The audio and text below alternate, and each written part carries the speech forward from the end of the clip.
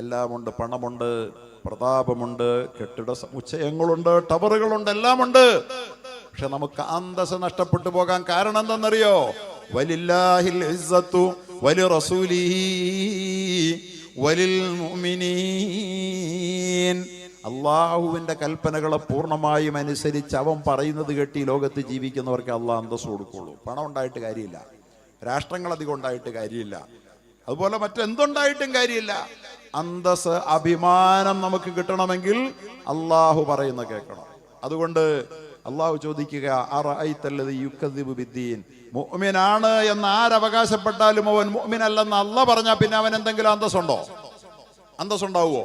അള്ളാഹ് പറയുന്നു ഇവൻ മുഅ്മിനല്ല, മതത്തെ കളവാക്കിയ കള്ളനാ. അറഅയ്തല്ലദീ യുകദ്ദിബു ബിദ്ദീൻ ഫദാലികല്ലദീ യദ്ഉൽ യതീം. അനാഥകളെ പരിഗണിക്കാത്തവനാണ്. അനാഥകളെ പരിഗണിക്കാത്ത ഒരു സമൂഹത്തെ അള്ളാഹു പൊറുക്കില്ല, അള്ളാഹു അവരെ സ്നേഹിക്കില്ല. എൻ്റെ പ്രിയപ്പെട്ട സഹോദരങ്ങളെ, നമ്മുടെ ഓരോരുത്തരുടെയും സാമർത്ഥ്യത്തെ ഒന്നും അല്ല അള്ളാഹ് സ്നേഹിക്കുന്നത്, മറിച്ച് നമ്മുടെ മനസ്സിന്റെ ഉള്ളില് സാധുക്കളോട്, അഗതികളോട്, ദുർബലരോട്, അവശന്മാരോട്, ആർത്തന്മാരോട്, ആലംബഹീനരോട് നമ്മുടെ മനസ്സിൽ എത്രമാത്രം സ്നേഹമുണ്ട്, അനുകമ്പയുണ്ട്, ആദരവുണ്ട്, അതിന്റെ അടിസ്ഥാനത്തിലാ അള്ളാഹു നമുക്ക് ബഹുമാനം തരുന്നത്. ഇന്നലകളിൽ ഈ സമുദായം ദുർബലരെ പരിഗണിച്ചിരുന്ന സമുദായമായിരുന്നു. അതുകൊണ്ട് ഈ സമുദായത്തിന് അല്ലാഹു തആല ഔന്നത്യം നൽകിയിരുന്നു. ദുർബലരായി, യാചകന്മാരായി, തെരുവിലലയുന്നവരായി, പ്രയാസം അനുഭവിക്കുന്നവരായി, വീടില്ലാത്തവരായി, ഉണ്ണാനില്ലാത്തവരായി, ഉടുക്കാനില്ലാത്തവരായി ആരെയും അവരുടെ സൊസൈറ്റിയിൽ അവർ വെച്ച് പൊറുപ്പിക്കില്ലായിരുന്നു. അവർക്കൊക്കെ സനാഥത്വം നൽകാൻ ഇന്നലെ ഈ സമുദായം തയ്യാറായിരുന്നു. സഹാബാക്കളുടെ കാലം മുതൽ, താബിഈങ്ങളുടെ കാലം മുതൽ, പിൽക്കാലത്ത് ഇസ്ലാമിക രാഷ്ട്രങ്ങളും സമൂഹങ്ങളും ലോകത്തിന്റെ നെറുകയിൽ ഉജ്ജ്വലമായ ശോഭയോടുകൂടി വിരാജിച്ചിരുന്ന കാലങ്ങളിൽ അവർ അവരുടെ പാവപ്പെട്ടവരെ പരിഗണിച്ചിരുന്നു. പാവപ്പെട്ടവരെ പരിഗണിക്കാൻ നമുക്കിന്ന് മടിയാണ്. അപ്പൊ സമ്പന്നന്മാരങ്ങ് സമ്പന്നന്മാരായാൽ നേരത്തെ പറഞ്ഞതുപോലെ പിന്നെ അങ്ങ് ആഘോഷമല്ലേ. കയ്യിൽ കുറെ കാശ് കിട്ടിക്കഴിഞ്ഞാൽ കല്യാണത്തിന്റെ പേര് പറഞ്ഞ് മറ്റാഘോഷങ്ങളുടെ പേര് പറഞ്ഞുകൊണ്ട് പൊടിച്ച് തീർക്കുകയല്ലേ, ധൂർത്തടിക്കുകയല്ലേ. സഹോദരങ്ങളെ, ഈ പ്രവണതകൾ ലോകത്ത് തിരുത്തപ്പെടേണ്ടത് അള്ളാഹുവിന് വലിയ വെറുപ്പുള്ളതാണ്. കാരണം അങ്ങനെ ചെയ്യുന്ന ഒരു സമൂഹം, കയ്യിലെ കാശുണ്ടായിട്ടും അനാഥയെ പരിഗണിക്കാത്തവൻ, അവൻ അള്ളാഹുവിന്റെ മതത്തിന്റെ ആളെയല്ല, അവൻ കള്ളനാണെന്ന് പറഞ്ഞാൽ അള്ളാഹുവിന്റെ അനുഗ്രഹത്തിന് യാതൊരു അവകാശവും അവനോ അത്തരത്തിലൊരു സമൂഹത്തിനുണ്ടായിരിക്കില്ല. എന്നിട്ട് അള്ളാഹു പറയുകയാണ്, വലാ യഹുല്ലു അലാ തആമിൽ മിസ്കീൻ, വലാ യഹുല്ലു അലാ തആമിൽ മിസ്കീൻ. അഗതികൾക്ക് അന്നം കൊടുക്കുന്ന കാര്യത്തിൽ അവനൊരു പ്രേരണ പോലും കൊടുക്കുന്നില്ല ആർക്കും. അഗതികൾ, അന്നം കഴിക്കാൻ വകയില്ലാത്തവരുണ്ട്, നമ്മുടെയൊക്കെ സമൂഹത്തിലുണ്ട്. എല്ലാ ദിവസവും ഇറച്ചിയും മീനുമൊക്കെ എന്ത് വില കൊടുത്തും വാങ്ങി നമുക്കും നമ്മുടെ മക്കൾക്കും വീട്ടിൽ കഴിക്കാനും ഭുജിക്കാനും കുടിക്കാനും ഒക്കെ നമുക്ക് കഴിയുന്ന വീടുകളായതുകൊണ്ട് ആർക്കും പട്ടിണിയില്ല, പരിവട്ടമില്ല, ദാരിദ്ര്യമില്ലെന്ന് ആരും കരുതി പോകരുത്. നമുക്കിടയിൽ അഭിമാനം കൊണ്ട് വാതുറന്ന് പറയാൻ മടിയോടുകൂടി അന്തസ്സിന് ജീവനേക്കാൾ വില കൽപ്പിച്ചുകൊണ്ട് ജീവിക്കുന്ന ഒരുപാട് അഗതികൾ നമുക്കിടയിലുണ്ട്. ആ അഗതികളെ കാണാത്തവൻ അവൻ അള്ളാഹുവിന്റെ മതത്തിന്റെ ഏറ്റവും വലിയ ശത്രുവാണ്, ദീനിന്റെ ആളല്ല. ഇത്തരം കാര്യങ്ങളൊക്കെ നമ്മുടെ നാടുകളിലൊക്കെ നടക്കുമ്പോൾ ഇന്നിപ്പോൾ വലിയ വലിയ പ്രമാണിമാർക്കൊന്നും വലിയ താല്പര്യമൊന്നും ഉണ്ടായെന്ന് വരില്ല. അങ്ങനെ ഒരു കുഴപ്പമുണ്ട്. പ്രമാണിത്വം മൂത്ത ആളുകൾക്ക് ഇതിലൊന്നും വലിയ താല്പര്യം ഉണ്ടാവില്ല. കാരണം അവർ വലിയ വലിയ കാര്യങ്ങൾ വേറെ ചെയ്യുന്നെന്നാണ് ഭാവം. പക്ഷേ ഫദാലിക്കല്ലദീ, ഞാൻ ഇവിടുത്തെ കാര്യം പറഞ്ഞല്ലോ കേട്ടോ, ഇവിടെ എങ്ങനെയാണെന്ന് ഞാൻ വിചാരിക്കുകയല്ല, ആകാൻ സാധ്യതയുമില്ല. വലാ യഹുല്ലു അലാ തആമിൽ മിസ്കീൻ, അഗതികൾക്ക് അന്നം കൊടുക്കുന്നതിൽ സഹായിക്കുന്നില്ലേ, അവൻ അള്ളാഹുവിന്റെ ദീനിന്റെ ആളല്ല. അവൻ എന്ത് പറഞ്ഞാലും എത്ര അവകാശവാദം ഉന്നയിച്ചാലും അള്ളാഹു അവനെ അംഗീകരിച്ചിട്ടില്ല. അവൻ അള്ളാഹുവിന്റെ അനുഗ്രഹത്തിന് അവകാശവുമില്ല എന്നാ പറയുന്നതിന്റെ അർത്ഥം.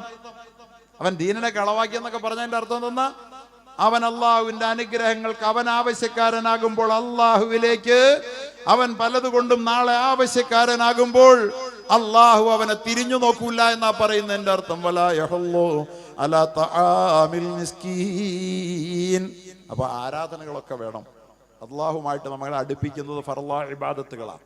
അതിന്റെ കവാടം തുറക്കുന്നത് ഫർളായ ഇബാദത്ത് കൊണ്ടല്ലാതെ അള്ളാഹുവിലേക്കുള്ള അടുപ്പം സിദ്ധിക്കാൻ പറ്റില്ല. നിസ്കാരമില്ലാത്ത, നോമ്പില്ലാത്തവൻ എന്തെല്ലാം സാധു സംരക്ഷണം നടത്തിയിട്ടും കാര്യമില്ല.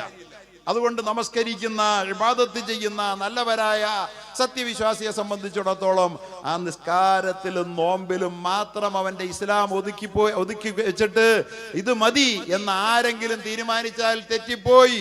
ഒരിക്കലും അത് ഇസ്ലാമല്ല. ഒരിക്കലും അത് ഇസ്ലാമല്ല.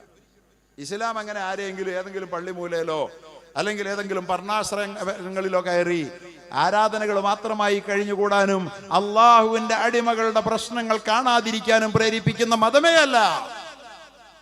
ഇസ്ലാമിന്റെ പേരിലുള്ള ദുന്യവിയായ ഓഫറുകളും വാഗ്ദാനങ്ങളും, ദുനിയാവിലെ വിജയ വാഗ്ദാനങ്ങൾ, പരലോകത്തിലെ സ്വർഗ വാഗ്ദാനങ്ങളെല്ലാം ഈ ലോകത്ത് പടച്ച തമ്പുരാൻ നമുക്ക് തരുന്നത് നമ്മുടെ മതം നമ്മൾ പൂർത്തീകരിക്കുന്നതിന്റെ ഭാഗമായിട്ടാണ്. മതം പൂർത്തീകരിച്ചാൽ നിനക്ക് ഈ ലോകത്ത് അന്തസ്സുണ്ട്. മതം പൂർത്തീകരിച്ചാൽ നിനക്ക് ലോകത്ത് സ്വർഗമുണ്ട്. അള്ളാഹുവിന്റെ ഓഫർ അങ്ങനെയാ. മതം എത്ര കണ്ട് നിന്നിൽ പൂർത്തീകരിക്കപ്പെടുന്നു അത്ര കണ്ട് ഈ ലോകത്ത് നിനക്ക് അന്തസ്സുണ്ട്. നിന്നിൽ എത്ര കണ്ട് മതം പൂർത്തീകരിക്കപ്പെടുമോ അത്ര കണ്ട് നിനക്ക് പരലോകത്ത് സ്വർഗത്തിന് അവകാശമുണ്ട്. ഈ രണ്ട് സംഗതികളും നമുക്കുണ്ടാകണം. ഈ രണ്ട് സംഗതികളും ഉണ്ടാകണമെങ്കിൽ മതം പൂർണ്ണമായ രൂപത്തിൽ വരണം. ഏതെങ്കിലും ചില മേഖലകളിൽ മാത്രം ഞാൻ മതത്തിന്റെ ആളാന്ന് പറഞ്ഞിട്ട് സമയവും സന്ദർഭവും പോലെ 5 നേരത്തെ നിസ്കാരത്തിന് പകരം പല ആളുകൾക്ക് ഇപ്പൊ 5 തന്നെ പാടാം. അത് ചിലപ്പോൾ 3 ആകും. പണ്ടാരോ പറഞ്ഞ പോലെ 5 വക്കത്തും സുബഹി നിസ്കരിക്കുന്ന ആളാണെന്ന് നല്ലൊരു നിസ്കാരക്കാരനെ കുറിച്ച് പറഞ്ഞ. കാരണം 5 വക്കത്തും സുബഹി വരുന്നില്ല. അതുകൊണ്ട് 5 വക്കത്തും സുബഹി നിസ്കരിക്കുന്ന ആളാണെന്ന് പ്രത്യേകം പറയേണ്ടി വരുന്ന വിധത്തിൽ അള്ളാഹു നിർബന്ധമാക്കിയ 5 നേരത്തെ നിസ്കാരത്തിൽ പോലും വീഴ്ചകൾ വരുത്തുന്നവരായി നമ്മൾ മാറുമ്പോ അതിന്റെ ദുരന്തം എന്തെന്നറിയോ? അള്ളാഹു പറയുകയാണ്, ഫവൈലുൽ ലിൽ മുസല്ലീൻ,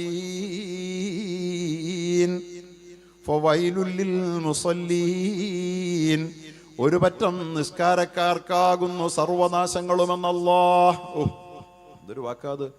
നിസ്കരിച്ചിട്ട് ഏതായാലും എന്നെ ഇനി അള്ളാഹ് ഉപദ്രവിക്കില്ല, അല്ലെങ്കിൽ എനിക്ക് ഒരു ദോഷം അള്ളാഹ് വരുത്തില്ല എന്ന് സമാധാനപ്പെട്ടിരിക്കുന്ന പ്രിയപ്പെട്ട സഹോദരങ്ങളെ, പ്രിയപ്പെട്ട മുഅ്മിനുകളെ, മുഅ്മിനാത്തുകളെ, നമസ്കാരക്കാരൻ നിസ്കരിക്കാൻ പറഞ്ഞ അള്ളാഹ്, നിസ്കരിക്കാൻ കൃത്യമായ കർക്കശമായ നിർദ്ദേശങ്ങൾ നൽകിയ പടച്ച തമ്പുരാൻ അതിന്റെ വഴികൾ പറഞ്ഞു തന്ന ഹബീബിലൂടെ നമ്മളോട് പറയുകയാ, ഫവൈലുൽ ലിൽ മുസല്ലീൻ, ഒരു പറ്റം നിസ്കാരക്കാർക്കാണ് സർവനാശങ്ങളുമെന്ന്. അല്ലാഹു, പിന്നെന്താ സ്ഥിതി? ഒരു പറ്റം നിസ്കാരക്കാർക്കാണ് സർവനാശങ്ങളും. എന്താണ് ആ നിസ്കാരക്കാരുടെ പ്രത്യേകത എന്നറിയോ? അല്ലദീന ഹും അൻ സലാത്തിഹിം സാഹൂൻ, അവരവരുടെ നമസ്കാരത്തിൽ അങ്ങേയറ്റം അലസന്മാരാണ്. നിസ്കരിച്ചു എന്നുള്ളത് കൊണ്ട് കാര്യമില്ല. നിസ്കാരത്തിന് അതിൻ്റെതായ കൃത്യത വേണം, നിസ്കാരത്തിന് അതിൻ്റെതായ ചിട്ടകൾ വേണം, നിസ്കാരത്തിന് അതിൻ്റെതായ സൂക്ഷ്മത വേണം. അല്ലാഹ് പറയുകയാണ്, നിസ്കരിക്കും ഞാനും നിസ്കാരക്കാരനാണെന്ന് പറഞ്ഞു നടക്കും, പക്ഷേ അൻ സലാത്തിഹിം സാഹൂൻ, അവരുടെ നിസ്കാരത്തിൽ അലസരാണ്. നിസ്കാരത്തെ തൊട്ട് അവർ അലസരാ എന്ന് പറഞ്ഞാൽ എന്താ? തോന്നിയാൽ സൗകര്യപ്പെട്ടാൽ നിസ്കരിക്കും, യാത്ര ചെയ്താൽ നിസ്കാരമില്ല, ആഘോഷം ഉണ്ടായാൽ നിസ്കാരമില്ല, വീട്ടിൽ കല്യാണമാണെങ്കിൽ നിസ്കാരമില്ല, നല്ല ഉറക്കമാണെങ്കിൽ സുബഹി നിസ്കാരമില്ല. അങ്ങനെ നിസ്കാരത്തിന്റെ കാര്യത്തിൽ അലസന്മാരായ നിസ്കാരക്കാർ, അവരെ നിസ്കാരക്കാരെന്ന് തന്നെ അള്ളാഹ് വിളിക്കണേ. ഓർക്കണം നമ്മൾ, അള്ളാഹു നമ്മളെ കാക്കുമാറാകട്ടെ. നിസ്കരിച്ചിട്ട് നരകം വിലയ്ക്ക് വാങ്ങുന്ന ഒരു പറ്റ ആളുകളുണ്ടെന്നുള്ള പറയാം. നിസ്കരിച്ചിട്ട് നരകം വിലയ്ക്ക് വാങ്ങുക. എന്തിനായി പണിക്ക് പോണേ? എന്തിനായി പണിക്ക് പോകുന്നത്? അപ്പൊ നിസ്കാരം അതിന്റെ ശരിയായ രൂപത്തിൽ വരണം. നിസ്കരിച്ചിട്ട് അല്ലാഹ് പറയുകയാണ്, ഫവൈലുൽ ലിൽ മുസല്ലീൻ അല്ലദീന ഹും അൻ സലാത്തിഹിം സാഹൂൻ, അവരവരുടെ നമസ്കാരത്തിൽ അലസത കാണിക്കുന്നവരാണ്. നമസ്കാരത്തിൽ അലസത കാണിക്കരുത്. നമസ്കരിക്കാൻ പങ്ക് വിളിച്ചു കഴിഞ്ഞാൽ ഉടനെ നമസ്കാരത്തിന് ജമാഅത്തായി എത്തിച്ചേരാൻ കഴിയുമെങ്കിൽ ജമാഅത്തായി എത്തിച്ചേർന്ന് നമസ്കാരത്തിൽ പങ്കുകൊള്ളണം. നമസ്കാരത്തിൽ അലസത കാണിക്കുന്നവർ നിസ്കരിക്കുന്നവരായ നരകവാസികളാണ്. അല്ലാഹ് പറയാ, നിസ്കരിച്ചിട്ട് നരകം വാങ്ങുന്നവരാണ്. അതുപോലെ തന്നെ ഒരു വഖത്ത് നമസ്കാരം ഖളാ ആകാതെ നോക്കണം.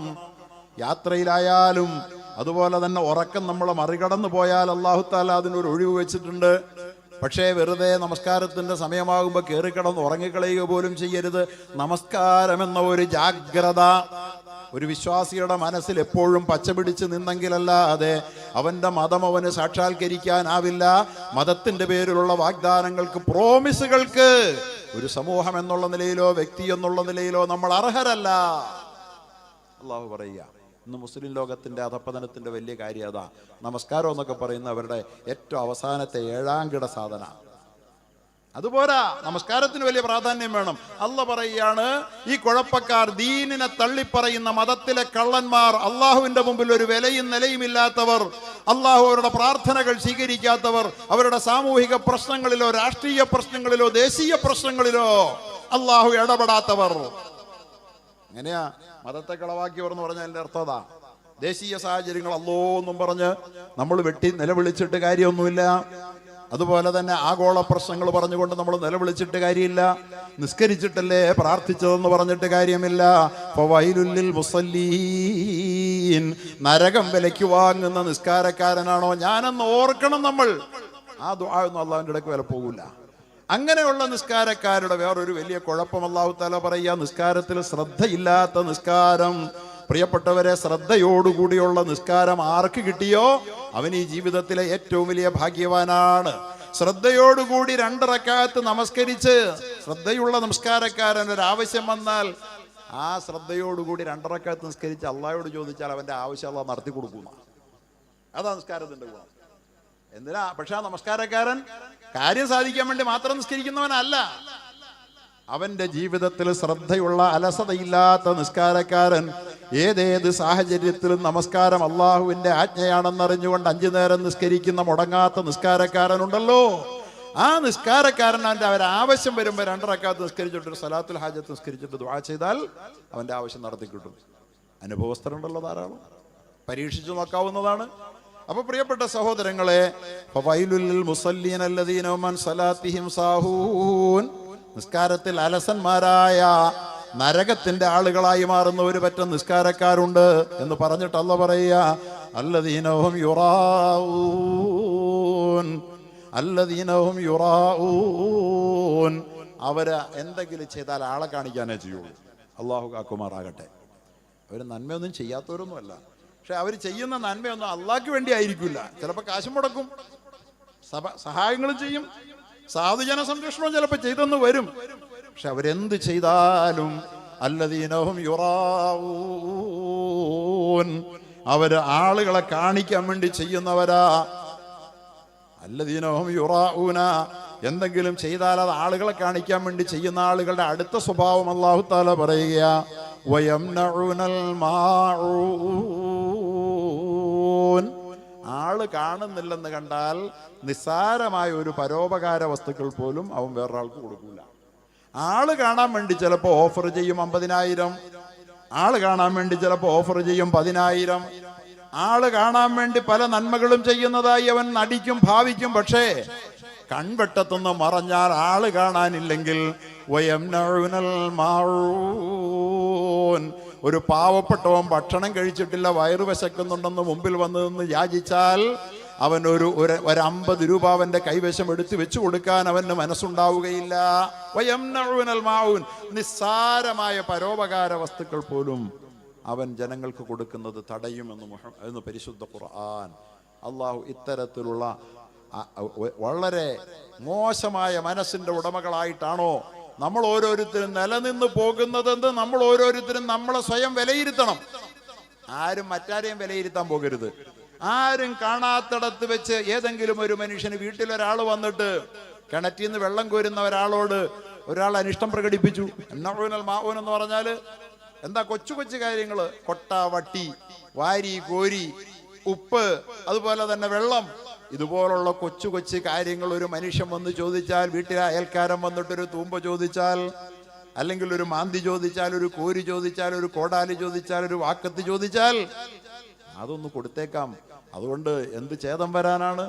ഇനി വന്നാലും നട്ടം വന്നാലും ഇത്രയ്ക്കല്ലേ ഉള്ളൂ എന്നൊന്ന് വിചാരിച്ച് അവൻ അത് കൊടുക്കാൻ മടിക്കുന്ന, അല്ലെങ്കിൽ മുഖത്ത് അതിന്റെ നീരസം പ്രകടിപ്പിക്കുന്ന വ്യക്തി, ആ വ്യക്തി ഈ ലോകത്ത് നല്ലത് ചെയ്യുന്നു, നിസ്കാരക്കാരനായി നിങ്ങളുടെ മുമ്പിൽ കാണുന്നുണ്ടെങ്കിൽ നിങ്ങൾ മനസ്സിലാക്കിക്കൊള്ളുക, അവൻ നിസ്കാരത്തിലെ അലസനാണ്. ജാഗ്രതയുള്ള നിസ്കാരക്കാരനിൽ നിന്നത് വരില്ല. അപ്പോൾ അതുകൊണ്ട് നമുക്ക് അള്ളാഹു സുബ്ഹാനഹു വ തആല നമ്മുടെ നന്മയെ അള്ളാഹുവിൻ്റെ അടുക്കൽ സ്വീകാര്യരായി നമ്മെ കബൂലാക്കുന്നതിന് അടയാളമായി തീരുന്ന ഗുണങ്ങളെ ഈ ചെറിയ സൂറത്തിലൂടെ അള്ളാഹു നമ്മെ പഠിപ്പിക്കുന്നുണ്ടെങ്കിൽ ഈ നാട്ടിലെ ജനത എന്താണ് ഇന്ന് എൻ്റെ സ്ഥിതി, എൻ്റെ അള്ളാഹുമായുള്ള ബന്ധത്തിൽ ഞാൻ എവിടെയാ നിൽക്കുന്നത്, എൻ്റെ മനസ്സ് പരോപകാരത്തിന് പാകമാണോ എന്ന് നമ്മൾ ആലോചിക്കണം. പരോപകാരത്തിന് പാകമാണോ നമ്മുടെ മനസ്സ് എന്ന് നമ്മൾ ഓരോരുത്തരും ആലോചിക്കണം. നമസ്കരിച്ചു, നല്ല കാര്യമാണ്. നോമ്പ് വെച്ചു, നല്ല കാര്യമാണ്. അതുപോലെ തന്നെ ഹജ്ജ് ചെയ്തു, നല്ല കാര്യമാണ്. പക്ഷേ പരോപകാരം ചെയ്യാനുള്ള പാകത എൻ്റെ മനസ്സിന് ഇതുവരെ വന്നിട്ടുണ്ടോ എന്ന് ആലോചിച്ചിട്ട് വേണം അള്ളാഹുവിൻ്റെ അടുക്കൽ നമുക്ക് എന്ത് സ്ഥാനമാണെന്ന് തീരുമാനിക്കാൻ. ഈ ലോകത്തും പരലോകത്തും പടച്ചവന്റെ മുമ്പിൽ നമ്മുടെ സ്ഥാനം തീരുമാനിക്കാൻ ഈ ആയത്തിന് മുമ്പിൽ വെച്ചാൽ മതി. എൻ്റെ അഭിപ്രായത്തിൽ ഒരുപാട് ഖുർആനൊന്നും പഠിക്കാൻ പോകണ്ട. ഈ ഒരു കൊച്ചു സൂറത്ത് മാത്രം നമ്മുടെ മുമ്പിലുണ്ടെങ്കിൽ അത്യാവശ്യം നമ്മുടെ ജീവിതം അള്ളാഹുവിൻ്റെ അടുക്കൽ പ്രിയങ്കരമായി മാറും. നമസ്കരിക്കണം, ശ്രദ്ധയോടുകൂടി നിസ്കരിക്കണം. അതുപോലെ തന്നെ അത് പറയുന്നതോടുകൂടി അള്ളാഹു തആല നമ്മോട് പറയുന്നത് മനുഷ്യന്റെ പരോപകാരങ്ങൾ, അവൻ അനാഥയെ അവഗണിക്കില്ല, അഗതിയെ അവൻ തള്ളിമാറ്റുകയില്ല, അനാഥകളെയും അഗതികളെയും പരിഗണിക്കാനുള്ള മനസ്സുണ്ടാകും. ഇവിടെ സ്വാഭാവികമായിട്ടൊരു ചോദ്യം വരും, അഗതിക്ക് അന്നം കൊടുക്കാനൊന്നും അവൻ്റെ കൈ കാശില്ലെങ്കിൽ അവൻ മുതലാളിയാണെങ്കിലോ അല്ലെങ്കിലോ പൈസയ്ക്ക് വകയില്ലാത്ത ഒരു സാധുവാണ്, മനസ്സൊക്കെ ഉണ്ട്. അവിടെയാണ് അല്ലാഹു തആല പറഞ്ഞത്, എന്താ പറഞ്ഞത്? അൽ യതീം, യതീമിനെ അവൻ അവഗണിക്കുന്നു. യദുൽ യതീം, യതീമിനെ അവഗണിക്കുന്നു എന്ന് പറഞ്ഞിട്ട് അടുത്ത പറഞ്ഞെന്തെന്നറിയോ? വലാ യഹുള്ളു. യതീമിനെ അവഗണിക്കുക, പരിഗണിക്കുക എന്ന് പറയുന്നതിന് രണ്ടർത്ഥമുണ്ട്. എന്താണ്?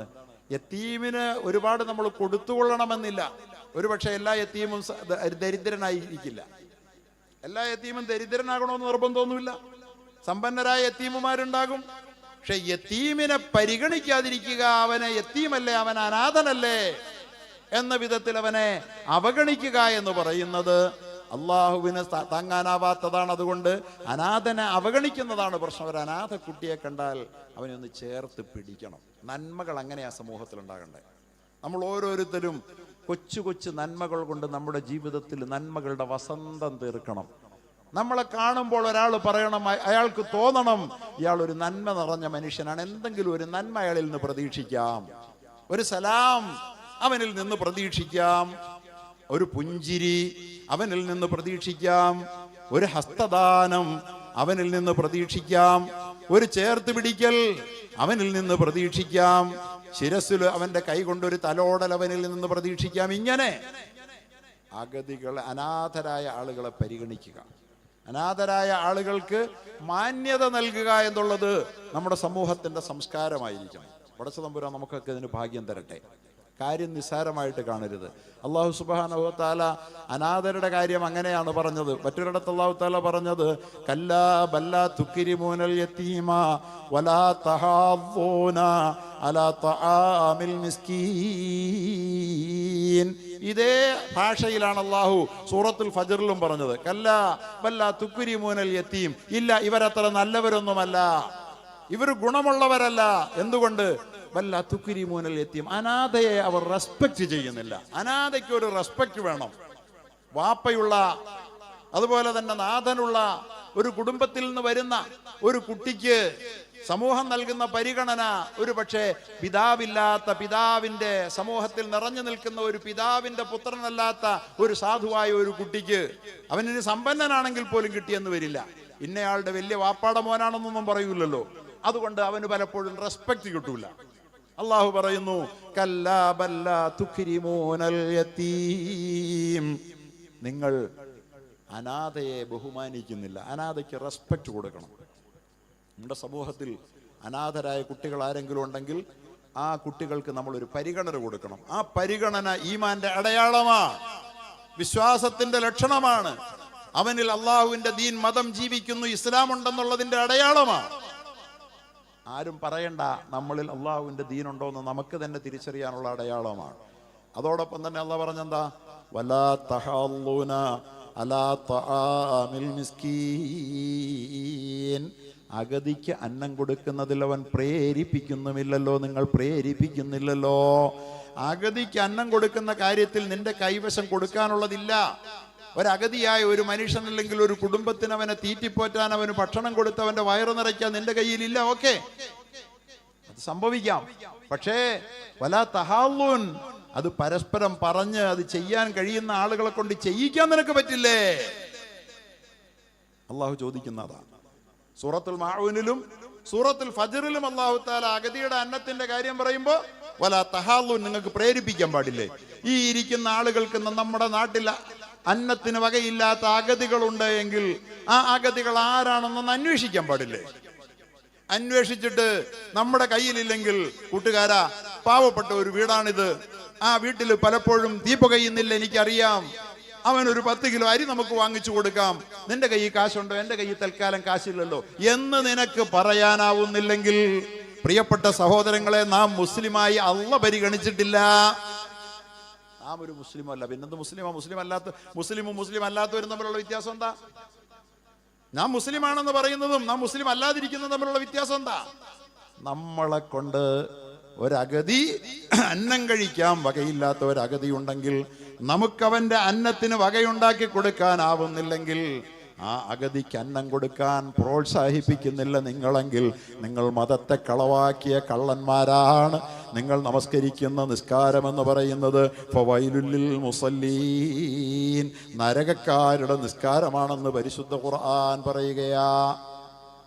അല്ലാഹു തആല നമുക്ക് നല്ല നിസ്കാരക്കാരായി മാറാൻ, ദീനിനെ അതിന്റെ ശരിയായ രൂപത്തിൽ പ്രതിനിധാനം ചെയ്യാൻ പടച്ച തമ്പുരാൻ തൗഫീഖ് തരുമാറാകട്ടെ.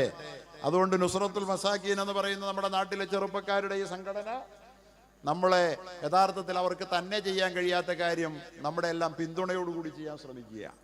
അതിനെ നമ്മൾ പ്രോത്സാഹിപ്പിക്കണം. അപ്പോൾ ചിലപ്പോൾ ചില ആളുകളൊക്കെ പറയും, ഓ അവരത്രയ്ക്ക് അത്ര പോരാ. ശരിയായിരിക്കാം, എല്ലാം തികഞ്ഞവരായിരിക്കില്ല. തികഞ്ഞവരാന്ന് പറയുന്നവർ ഇത്തരം കാര്യങ്ങൾ ചെയ്യണ്ടോ ഉണ്ടോ എന്ന് നമ്മൾ ആലോചിക്കണം. അപ്പൊ അതുകൊണ്ട് അവർക്ക് നമ്മൾ പിന്തുണയെങ്കിലും നൽകി. നോക്കൂ, 13 വർഷമായിട്ട് പെൺകുട്ടികളെ കല്യാണം കഴിച്ചു കൊടുക്കുന്നു. ഒരു പെൺകുട്ടിയെ കല്യാണം കഴിച്ചു കൊടുക്കാൻ നല്ല തുക വേണ്ടേ? 10 പവൻ കൊടുക്കുന്നുണ്ടെന്നാ പറഞ്ഞല്ലേ? 10 പവൻ കൊടുക്കണമെങ്കിൽ ഇന്നത്തെ തുക അനുസരിച്ച് ചില്ലറ തുകയൊന്നും പോരല്ലോ അല്ലേ? 10 പവൻ എന്ന് പറഞ്ഞാൽ ഇന്നിപ്പോൾ ഒരു 6 ലക്ഷം രൂപയ്ക്ക് വകയാ. അപ്പൊ 10 പവൻ ഒരു പെൺകുട്ടിക്ക് ഒരു കൊല്ലം ഏത് വിധേനയും മറ്റുള്ളവരെ പ്രേരിപ്പിച്ച് ആ തുക കണ്ടെത്തി ഒരു പെൺകുട്ടിയുടെ മംഗല്യമോഹം സബലീകരിക്കാൻ വേണ്ടി രംഗത്ത് വന്നിരിക്കുന്ന നമ്മുടെ പ്രിയപ്പെട്ട ചെറുപ്പക്കാരെ അല്ലാഹു തആല കബൂലാക്കുമാറാകട്ടെ. അതിനോട് സഹകരിക്കുന്ന ഈ നാടിനെയും നാട്ടാരെയും അല്ലാഹു സ്വീകരിക്കുമാറാകട്ടെ. അവർക്ക് മാർഗദർശനം നൽകുന്ന പണ്ഡിതന്മാരെ അല്ലാഹു അനുഗ്രഹിക്കുമാറാകട്ടെ. ഇങ്ങനെ എല്ലാ നാടുകളിലും എല്ലാ കോണുകളിലും ഇത്തരത്തിലുള്ള നന്മകൾ ഉണ്ടായിക്കൊണ്ടേയിരിക്കണമെന്നാണ് ഞാൻ സൂചിപ്പിക്കുന്നത്. അതുകൊണ്ട് ഈ ഇസ്ലാം എന്ന് പറയുന്നത് സമഗ്രമാണ്. ഇസ്ലാം എന്ന് പറയുന്നത് പ്രിയപ്പെട്ടവരെ സമഗ്രമാണ്. കാരുണ്യത്തിന്റെ ഏറ്റവും വലിയ മതമാണ് പരിശുദ്ധ ഇസ്ലാം. ഇസ്ലാമിക സമൂഹം എവിടെയുണ്ടോ അവിടെ കാരുണ്യ പ്രവർത്തികളാൽ ആ സമൂഹം എന്നും സജീവമായിരിക്കും. കരുണ പറ്റിയ മനസ്സിന്റെ ഉടമകളായി ഒരിക്കലും ഒരു ഇസ്ലാമിക സമൂഹത്തെ കാണാനാവില്ല, ഒരു വ്യക്തിയെ കാണാനാവില്ല. അവർക്കൊരിക്കലും ക്രൂരരാകാനാവില്ല. കാരുണ്യം എന്ന് പറയുന്നത് ഏറ്റവും വലിയ നന്മയാണ്, റഹ്മത്താണ്. അള്ളാഹുവിന്റെ റഹ്മത്തിന് അള്ളാഹു വെച്ചിരിക്കുന്ന കണ്ടീഷൻ എന്ന കാര്യം നമ്മൾ ഓർക്കണം. അള്ളാഹുവിന്റെ റഹ്മത്ത് നമുക്ക് വന്നിറങ്ങാൻ നമ്മുടെ ഉള്ളിൽ കാരുണ്യം ഉണ്ടാകണം. പ്രിയപ്പെട്ട സഹോദരങ്ങൾ ഓർത്തോളൂ, കാരുണ്യം നമ്മുടെ ജീവകാരുണ്യ പ്രവർത്തനങ്ങൾ കൊണ്ടാണ് കരുണയുണ്ടാകുന്നത്. നമ്മൾ പരസ്പരം ആളുകൾ 10 പേര് കൂടുന്നു, അല്ലെങ്കിൽ കുറച്ച് ആളുകൾ ഒരുമിച്ച് കൂടുന്നു, ഒരു സംഘം ഉണ്ടാക്കുന്നു, ഒരു സംഘടന ഉണ്ടാക്കുന്നു. എന്നിട്ട് അവർ പലപ്പോഴും പല കാര്യങ്ങളിലും ഒറ്റയ്ക്കിരുന്ന് മാറിയിരുന്ന് ആലോചിക്കുന്നു.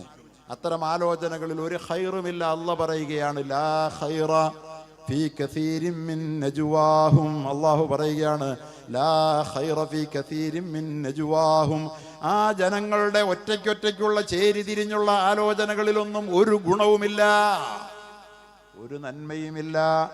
സംഘം ചേർന്ന്, പാർട്ടി ചേർന്ന്, സംഘടന ചേർന്ന്, പക്ഷം ചേർന്ന് ആളുകൾ ആലോചിക്കുന്ന ആലോചനകളിലൊന്നും ഒരു ഗുണവുമില്ല. ഇല്ലാ മൻ അമറ ബിസ്സദഖ. അല്ലാഹ് പറയുകയാണ്, ദാനധർമ്മത്തിന് പ്രേരിപ്പിക്കുന്ന ആലോചനകളുണ്ടോ അതിൽ മാത്രമേ ഖൈറുള്ളൂ.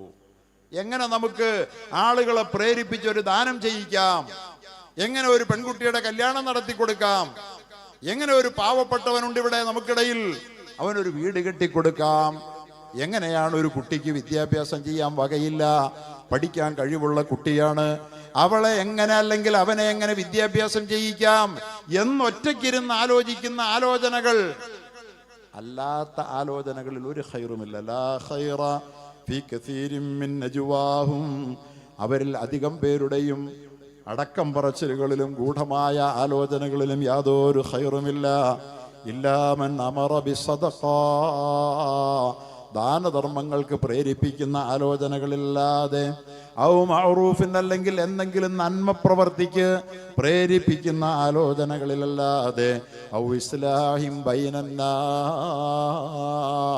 അല്ലെങ്കിൽ ജനങ്ങൾക്കിടയിൽ എന്തോ ചില പ്രശ്നങ്ങളിൽ അവർക്കിടയിൽ അവസരങ്ങളുണ്ടായി, വിള്ളലുകളുണ്ടായി, ജനങ്ങൾക്കിടയിൽ പ്രശ്നങ്ങളാണ്, ആ പ്രശ്നങ്ങളിൽ ഇടപെട്ട പ്രശ്നം പരിഹരിക്കാൻ വേണ്ടി ഒറ്റയ്ക്ക് ഏകാന്തതയിൽ കൂടിയിരുന്ന് ആലോചിക്കുന്ന ആലോചനകൾ ഉണ്ടെങ്കിൽ ആ ആലോചനകളിലല്ലാതെ മറ്റ് ഒരു ആലോചനകളിലും യാതൊരു ഖൈറുമില്ല എന്ന് അള്ളാഹുവിൻ്റെ പരിശുദ്ധ ഖുർആൻ പറയുകയാ.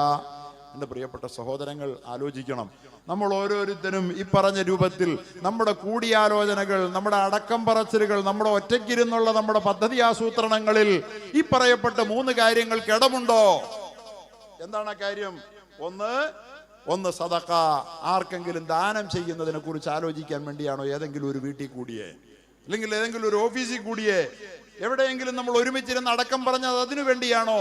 അങ്ങനെയുള്ള ഒരടക്കം പറച്ചിൽ ഇന്ന് നടത്തിയവരാരുണ്ട്, ഇന്നലെ നടത്തിയവരാരുണ്ട്, ഈ ആഴ്ച നടത്തിയവരാരുണ്ട്, ഈ മാസം നടത്തിയവരാരുണ്ട്? എന്നിട്ട് നമ്മൾ അടക്കം പറച്ചിലുകാരായി ഇസ്ലാമിന്റെ വക്താക്കളായി നമ്മൾ ചമയുകയാണെങ്കിൽ തെറ്റിപ്പോയി. നമ്മൾ എത്രയോ അടക്കങ്ങൾ പറഞ്ഞു, എത്രയോ ആലോചനകൾ നടത്തി, എത്രയോ ചേരിതിരിഞ്ഞുള്ള വർത്തമാനങ്ങൾ പറഞ്ഞു. എവിടെയെങ്കിലും ഒരു സദഖ നമ്മുടെ ചർച്ചയുടെ വിഷയമായോ? എങ്കിൽ ഒരു ഖൈറുമില്ല നിങ്ങൾ നടത്തിയ വർത്തമാനങ്ങളിൽ. അല്ലാഹു പറയാം, നിങ്ങൾ ഇതുവരെ നടത്തിയ വർത്തമാനങ്ങളിൽ അള്ളാഹുവിന്റെ മുമ്പിൽ വിലയുള്ള ഒരു ഖൈറുമില്ല. നിങ്ങളുടെ ആയുസ് വെറുതെ പാഴായിപ്പോയിക്കൊണ്ടിരിക്കുകയാണ്. എത്രയോ ദിവസം സൂര്യൻ ഉദിച്ചു, എത്രയോ ദിവസം സൂര്യൻ അസ്തമിച്ചു. നിങ്ങൾക്ക് വേണ്ടി നിങ്ങളുടെ നന്മ പ്രവർത്തികൾ രേഖപ്പെടുത്തി വെക്കാൻ വേണ്ടിയിട്ട് മാത്രമാണ് നിങ്ങളുടെ തലയ്ക്ക് മുകളിൽ ഓരോ ദിവസവും കൃത്യമായ നിലയിൽ സൂര്യൻ ഉദിക്കുന്നതും അസ്തമിക്കുന്നതും, ചിട്ട തെറ്റാതെ സൂര്യൻ ഉദിക്കുന്നതും അസ്തമിക്കുന്നു അതിനാ. പക്ഷെ ആ സൂര്യപ്രകാശത്തിന്റെ കീഴിൽ നിങ്ങൾ വല്ല നന്മയും ചെയ്തോ? ദാനധർമ്മങ്ങളെ പ്രേരിപ്പിച്ചുകൊണ്ടുള്ള ആലോചനകൾ നിങ്ങളുടേതായി നടന്നോ? ഈ ദിവസം നടന്നോ? ഈ ആഴ്ച നടന്നോ? ഈ മാസം നടന്നോ? അൽഹംദുലില്ലാ. നുസ്രത്തുൽ മസാക്കിന്റെ മക്കൾക്ക് അങ്ങനെ പറയാം, ഞങ്ങളുടെ ആലോചന അതായിരുന്നു. എങ്ങനെ നമ്മുടെ ഒരു കുട്ടിയെ കെട്ടിച്ചൂടാം, അതൊരു വലിയ ആലോചനയാണ്. ഔ മഅറൂഫിൻ, അല്ലെങ്കിൽ മറ്റേതെങ്കിലും ഒരു നന്മ പ്രവൃത്തി ചെയ്യുന്നതിനെ കുറിച്ചുള്ള ആലോചനകൾ, അതിനുവേണ്ടി മാറിയിരുന്ന് ആലോചിച്ചവർ എൻ്റെ പ്രിയപ്പെട്ട സഹോദരങ്ങളെ, നമസ്കാരക്കാരായ നമ്മളിൽ എത്ര പേരുണ്ട്? ഒരുപക്ഷെ നിങ്ങളുണ്ടാകും. അതുകൊണ്ടാണല്ലോ ഇത്തരം കാര്യങ്ങളോട് നിങ്ങൾ സഹകരിക്കാൻ സന്നദ്ധമായി വരുന്നത്. പക്ഷേ മഹാഭൂരിപക്ഷം ആളുകളും വഴിമാറി നടക്കുകയല്ലേ. അവരുടെ ചർച്ചകളിൽ നന്മകൾ കടന്നു വരുന്നുണ്ടോ? നന്മ ചെയ്യാനുള്ള പദ്ധതികളെ കുറിച്ചുള്ള ആലോചനകൾ എല്ലാ ദിവസവും മാറിയിരുന്ന ഏതെങ്കിലും ഒരു വീട്ടിൽ 10 പേര് കൂടി അങ്ങനെ ആലോചിക്കുന്നുണ്ടോ? നമുക്ക് എന്തൊരു നന്മയാ ചെയ്യാൻ പറ്റുക, എന്തൊരു നന്മയാണ് ഏറ്റെടുക്കാൻ പറ്റുക നമ്മുടെ നാട്ടില് എന്നാലോചിക്കാറുണ്ടോ? ഔ ഇസ്ലാഹിം ബൈനന്നാസ്, ഇസ്ലാം ഇങ്ങനെയാണ് ജീവിക്കുന്നത്, ഇസ്ലാം നിലനിൽക്കുന്നത് ഇങ്ങനെയാണ്, ഇസ്ലാമിന് ലോക സമൂഹത്തിൽ സ്വീകാര്യത ഉണ്ടായത് ഇങ്ങനെയാണ്. അല്ലാതെ വെറുതെ നടന്നിട്ടല്ല. കൊച്ചു കൊച്ചു മനുഷ്യന്റെ പ്രശ്നങ്ങളിൽ അപ്പപ്പോൾ ഇടപെട്ടുകൊണ്ട്, ചെറിയ ചെറിയ കാര്യങ്ങളിൽ പോലും ഇടപെട്ടുകൊണ്ട്, ഭക്ഷണ പ്രശ്നത്തിൽ ഇടപെട്ടുകൊണ്ട്, ദാഹം തീർക്കാൻ അവന്റെ കുടിവെള്ളത്തിന്റെ പ്രശ്നത്തിൽ ഇടപെട്ടുകൊണ്ട്, അവന്റെ വസ്ത്രത്തിന്റെ പ്രശ്നത്തിൽ ഇടപെട്ടുകൊണ്ട്, അങ്ങനെ ഓരോന്നായി മനുഷ്യന്റെ ജീവിത പ്രശ്നത്തിൽ അല്ലേ. ഓർമ്മയില്ലേ നിങ്ങൾക്ക് സഹാബാക്കളുടെ കാലഘട്ടത്തിൽ ഒരു മനുഷ്യന്റെ വീട്ടിലൊരു ആടറുത്ത കഥ? ആടറുത്തിട്ട് ആടിന്റെ ഒരു തലയെടുത്തിട്ട് ആ പാവപ്പെട്ട മനുഷ്യൻ കൊണ്ടുപോയി തന്റെ അയലത്തെ വീട്ടുകാരന് കൊടുക്കുക. അയലത്തെ വീട്ടുകാരന് കൊടുത്തു. സാധുവാണെന്നുള്ളത് കൊണ്ട് ആ ആടിന്റെ തല കൊണ്ടേ കൊടുക്കണത്. ആ വീട്ടുകാരൻ ആ ആട്ടിൻ തല വീട്ടിലേക്ക് വാങ്ങിച്ചു വെച്ചു. ആട്ടിൻ തല മോശം സാധനമൊന്നും അല്ലല്ലോ, നല്ല വിലയുള്ള സാധനമല്ലേ, നല്ല ടേസ്റ്റി ഫുഡല്ലേ, ഹെൽത്തി ഫുഡല്ലേ. പക്ഷേ ആ തല ദാനം കിട്ടിയ വീട്ടുകാരൻ ചിന്തിക്കുകയാണ്, എനിക്ക് ദാനം കിട്ടിയതാണല്ലോ ഈ ആട്ടിന്റെ തല, ഈ ആടിന്റെ തല ഉപയോഗിക്കാൻ എന്നേക്കാൾ അർഹനായവൻ എൻ്റെ അപ്പുറത്തെ വീട്ടുകാരനാണല്ലോ, എന്നേക്കാൾ ആ പാവം ദരിദ്രനാണല്ലോ, എന്നേക്കാൾ ഭക്ഷണത്തിന് ആവശ്യമുള്ളവനാണല്ലോ എന്ന് കരുതി ആ തല മനുഷ്യൻ അടുത്ത വീട്ടിൽ കൊടുക്കുക. ആ മനുഷ്യൻ രണ്ടാമത് കിട്ടിയ ആളത് അതുപോലെ ചിന്തിച്ചിട്ട് മൂന്നാമത്തെ വീട്ടിൽ കൊടുക്കുകയാ. മൂന്നാമത് കിട്ടിയവൻ നാലാമത്തെ വീട്ടിൽ കൊടുക്കുക, നാലാമത്തവൻ അഞ്ചാമത്തെ വീട്ടിലും, അഞ്ചാമത്തവൻ ആറാമത്തതിലും, ആറാമത്തവൻ ഏഴാമത്തെ വീട്ടിലേക്ക് പോകുമ്പോ ആ തല ചെന്നെത്തിയത് ആദ്യം ആ ആടറുത്തിട്ട് തല ദാനം ചെയ്ത ആ പാവപ്പെട്ട ആദ്യ മനുഷ്യന്റെ വീട്ടിലാ. ഇതാണ് സഹാബാക്കൾ, ഇതാണ് ഇസ്ലാം. ഇങ്ങനെയാണ് ഇസ്ലാം വളർന്നത്. വടികൊണ്ടും വാളുകൊണ്ടും ആയുധം കൊണ്ടും അല്ല ഇസ്ലാം വളർന്നത്, ലോകം കീഴടക്കിയത്. 53 വയസ്സിൽ 40 വർഷത്തിൽ നുബുവത്തിൽ കിട്ടിയ മുഹമ്മദ് മുസ്തഫ 13 വർഷം സ്വന്തം നാട്ടിൽ പോലും നിൽക്കക്കള്ളിയില്ലാത്ത നാട്ടാർ ആട്ടി ഓടിച്ച മുഹമ്മദ് മുസ്തഫ 10 വർഷം കൊണ്ട് മദീനയിൽ വിപ്ലവം സൃഷ്ടിച്ച അറേബ്യൻ ഉപഭൂഖണ്ഡം മുഴുവൻ തന്റെ കാൽ കീഴിലാക്കിയത് ഇത്തരത്തിൽ ഒരു സമൂഹം അവിടെ ഉണ്ടായിരുന്നത് കൊണ്ടാ. ഏഴാമത്തെ വീട്ടുകാരനിലേക്ക് താൻ കൊടുത്ത ആട്ടിൻതല 7 വീടുകൾ കയറിയിറങ്ങി തിരിച്ചു വന്നപ്പോൾ ആ മനുഷ്യൻ പിന്നെ ആ ആട്ടിൻതല അയാൾ തന്നെ ഉപയോഗിക്കുക എന്ന് പറഞ്ഞാൽ എന്താ എന്റെ അർത്ഥം? ആ കൊടുത്ത മനുഷ്യൻ ഇവരെക്കാൾ എല്ലാം ഏഴാമത്തെ ആളുടെ പരിഗണനയിൽ ഏറ്റവും ദരിദ്രനാണ്, ആവശ്യക്കാരനാണ്. അത്രയും ആവശ്യക്കാരൻ, തന്നെക്കാൾ ആവശ്യക്കാരൻ വേറെയുണ്ടെന്നറിഞ്ഞ് ദാനം ചെയ്യുന്ന ഒരു സമൂഹം, ആ സമൂഹത്തിന്റെ പേരാ ഇസ്ലാമിക സമൂഹം എന്ന്. അങ്ങനെ ഒരു സമൂഹം ഈ ലോകത്ത് ജീവിക്കുന്നുണ്ടെങ്കിൽ നമ്മളെ വെറുക്കാൻ, നമ്മളെ എതിർക്കാൻ ഈ ലോകത്ത് ആരാ ഉണ്ടാകുക?